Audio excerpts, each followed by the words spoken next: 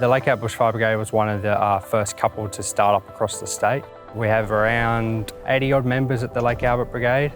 It looks like it's going to be a pretty big grass fire season. A lot of rain over the last sort of 12 months, which is causing a lot of undergrowth. So our brigade members are looking at training and looking at potentially the areas where these fires can be running.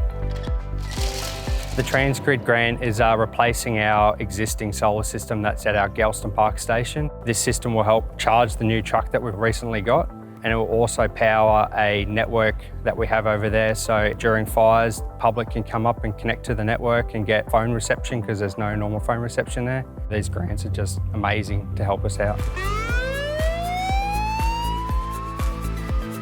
You can't prepare enough. Download your bushfire plan, practice your bushfire plan. Just do everything you can and leave early if a fire starts.